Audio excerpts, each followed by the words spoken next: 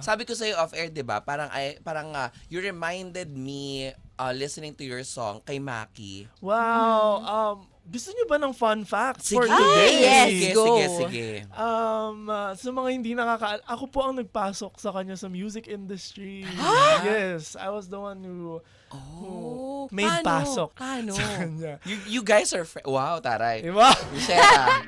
Nahawa ka na sa akin, You Marcel. guys are friends? Well, yeah. Before pa siya Before pa. nakuha ng Star Music? Yes. O, tas friends kayo? Yeah. And then? Ayun, ako. Uy, kwento mo naman kasi first time namin maririnig lahat And yan. Kung first paano time siya ko rin tong pumasok. sinabi kasi Alright, sinabi sige. mo. Sige, sige, game. Oh. Ayun,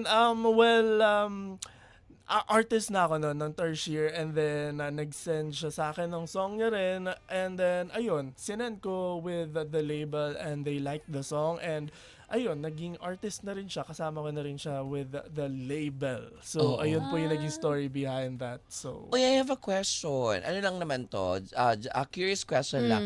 Siyempre, di ba, you're the one parang introduced him sa Star Music, sa label. yes. Pero aminin naman natin, parang ang taray ha, in fairness, nakapag-araneta na siya, Yes. international shows, parang kumaga every colors na mga nilirelease niyang Yeah. kanta, nag-hit, Yeah. mapasok sa chart, sa Billboard, ganyan, di ba?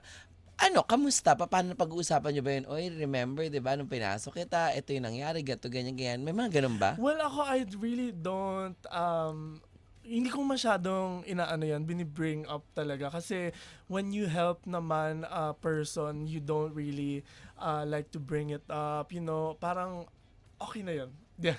Talaga? Yes, yes. Oh. Humble. O hindi ako kasi ganun din naman ako. Parang I'll be very happy dun sa tao kapag kunyari na may na-achieve silang something.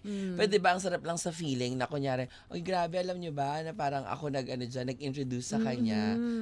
Hindi naman siya bragging rights. Parang pero, you diba, contributed kasi to someone's Yes, success. And syempre, yung mga tinulungan din naman natin, sana rin, hindi naman sa spoon feed pa sa kanila na balik ka naman, Yes. di ba? May pakasabihan, ang hindi marunong lumingon sa pinanggalingan ay siyang tunay na hindi makakarating sa Kinaroroonan. yes. So Tagalog. Diba? Pero nagsabi siya sa'yo na parang, uy, thank you for this, ganito, ganyan.